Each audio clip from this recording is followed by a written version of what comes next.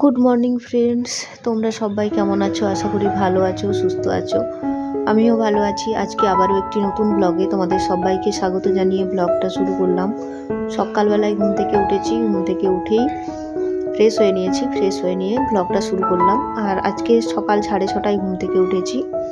তো তারপরে একটু ফোন টোন দেখছিলাম আর কি।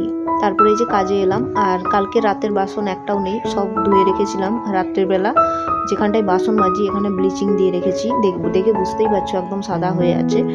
মানে এই জায়গাটা একটু ক্লিন করব ভেবেই রেখেছিলাম যে সারা রাত ব্লিচিংটা থাকলে জায়গাটা খুব সুন্দর পরিষ্কার হয়ে যাবে, শ্যাওলা টাওলা জমে থাকবে না। তো যাই হোক, খুব সুন্দর করে এই জায়গাটা পরিষ্কার করে নিচ্ছি। নয়তো কি বলতো, যেহেতু খাওয়া বাসন ধোয়া হয়, নিজে ব্যবহার করছি সব সময় মানে সক্রিয় জল টল সব পড়ছে, এগুলো কি বলতো এই জায়গাটা বাজে লাগে। আর যতই পরিষ্কার করি না কেন একটা মানে শ্যাওলা টাইপের জমে যায়। তো তার জন্য ব্লিচিং দিয়ে দিলাম। আর ব্লিচিংটা দিয়ে দিলে একটা শ্যাওলাও জমবে না, এখানে একদম ক্লিন হয়ে যাবে, পুরো শ্যাওলা টেওলা সব পরিষ্কার হয়ে যায়। তো আমার ফিনাইলের থেকে ব্লিচিংটা খুব ভালোই লাগে মোটামুটি। জানি না, এইসব জিনিস ক্লিন করতে গেলে ব্লিচিং দিয়ে দেওয়াটাই ভালো, বিশেষ করে শ্যাওলা বসবে না। তো সবসময় জল পড়ছে জায়গাটা, তো শ্যাওলা হওয়ার চান্সটা সব থেকে বেশি থাকে না। তো তারপরে এই জায়গাটা ক্লিন করে নিচ্ছি। আর বাসন টাসন ওই জন্য রাখিনি, কালকে রাত্রেবেলা সব ধুয়ে নিয়েছিলাম। ভাবলাম যে সকালবেলায় তো এই জায়গাটা ব্যবহার করা যাবে না, তার জন্য। আর তারপরে হচ্ছে রান্নাবান্নার কাজ করব। আর তার আগে ভাবলাম যে শীতের যে জ্যাকেটটা প্রচণ্ড নোংরা হয়েছে, তো ভাবলাম ওটা একটু ভিজিয়ে দেবো, তাহলে কি বলতো ভিজিয়ে দিলে ওটা পরিষ্কার করতে পারবো। আর এদিকে গ্যাসের ওভেনটা একটু ক্লিন করে নিচ্ছি। আর এদিকে পুজো হচ্ছে বলে একটু আওয়াজ হচ্ছে, তোমরা একটু প্লিজ মানিয়ে নিও।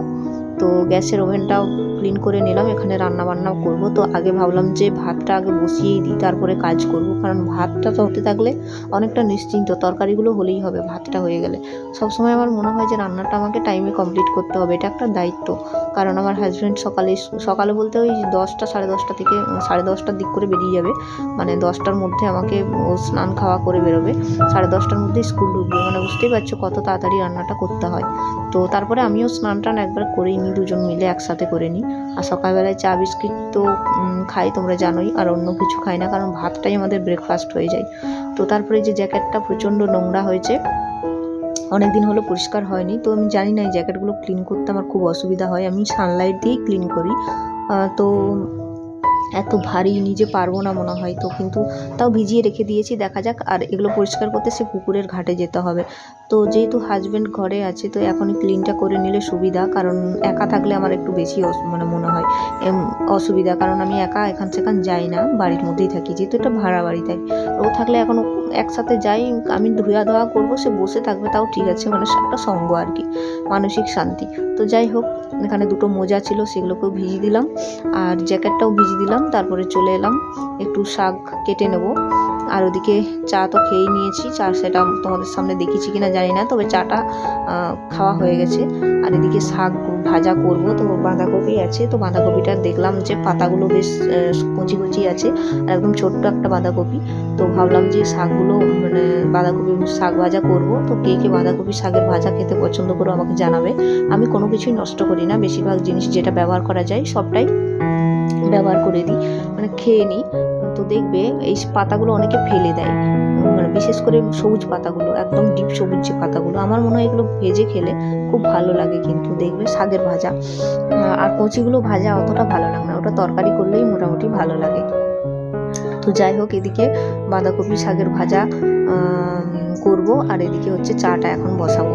তো চাটা আমি বললাম না, চা খাওয়া হয়ে গেছে। তো চাটা করেছিলাম না, কারণ হচ্ছে আমার হাজব্যান্ড হচ্ছে যে এখনও ঘুম থেকে ওঠেনি, এত লেট করে উঠছে না, আমি এদিকে চিৎকার করেই যাচ্ছি, সে এখনও ওঠেনি। তো এরপরে উঠে এসে ব্রাশটা করলো। তো ওদিকে আমার শাকের পাতাগুলো কাটছিলাম, আর এদিকে হচ্ছে চাটা ভাবলাম বসিয়েই দিই, কারণ সে উঠে গেছে, এখন চা বিস্কুট খাবে। আর সে কতগুলো শু আছে আমাদের, ওগুলো বাড়ি টাড়ি গেলে পড়ে যায়, তো প্রচুর নোংরা হয়ে গেছে। তো ভাবলাম যে ওগুলোকে সে এখন বলছে আমি কাচবো, তো ধুয়ে পরিষ্কার করবে। তো তার জন্য ভাবলাম যে চাটা করে দিই, সে খেয়ে করে যাবে। এদিকে লিকার চাই খাচ্ছি, কারণ কালকে বিকেলবেলায় দুধ চা খাওয়ার জন্য প্রচণ্ড পেটে ব্যথা, গ্যাস হয়ে গেছে, এত গ্যাস হয়েছে যে বলার নেই। সকালবেলাতেও পেটে ব্যথা করছে, তো ওই জন্য লিকার চা খাচ্ছি। আর এদিকে শাকটা ভাজবো, শাক হচ্ছে বাঁধাকপি শাকের ভাজা, তোমরা তো দেখলেই। কালো সর্ষে ফোড়ন দিয়ে রসুন আর শুকনো লঙ্কা ফোড়ন দিয়ে ভাজাটা করেছিলাম। সত্যি কথা বলতে খুব ভালো হয়েছিল খেতে, দারুণ খেতে হয়েছিল, টেস্ট দারুণ হয়েছিল। আর এদিকে ভাতটা তো হচ্ছে, এখনও ভাত হয়নি, মানে বুঝতেই পারছো, ওই জন্য তাড়াতাড়ি করে চালটা ছেড়ে দিই যাতে ভাতটা মানে হয়ে যায়। এদিকে রসুন দিলাম, ব্যাস। এদিকে শাকটা একদম পাতলা পাতলা, মানে একদম সরু সরু করে কেটেছি। আজকে না শাকটা আমার একটু ভালোই মানে সরু কাটা হয়েছে, এত সরু আমি কোনোদিন কাটতে পারিনি, বিশ্বাস করো। আর একটু লবণ দিয়ে দিলাম, ব্যাস। তো আমার মানে শাক ভাজাটা যদি ভাতে থাকে খুব ভালো লাগে, মানে অন্যান্য সবজির থেকে শাকের ভাজা মানে আমার প্রত্যেক দিন চাই, এরকম একটা ব্যাপার হয়ে গেছে। তো শাক ভাজাটা হয়ে গেছে, এরপর রান্না করব হচ্ছে বাঁধাকপির তরকারি। তো আজকে পুরোপুরি এরকমই রান্না হচ্ছে, মানে সবই বাঁধাকপি, শাকের ভাজাটাও বাঁধাকপি, আবার তরকারিটাও হবে বাঁধাকপি। আর তারপরে হচ্ছে একটু ডিম ভেজে দিয়েছিলাম, ব্যাস। তো ওই ডিম ভাজা, বাঁধাকপির তরকারি আর এই শাকের ভাজা দিয়েই আজকের খাওয়া দাওয়া হয়েছে। তো আজকেও ঠান্ডা বেশ ভালোই আছে। তো তোমরা তোমাদের ওই পাশে কীরকম ঠান্ডা অবশ্যই কমেন্টে জানিও। আর এই যে রান্নাটা বসিয়ে দিলাম, তো আজকের মতো ব্লগটা এখানেই রাখলাম, কেমন লাগলো অবশ্যই জানাবে। তো আজকের মতো এখানেই শেষ করলাম, চলো টাটা, রাধে রাধে।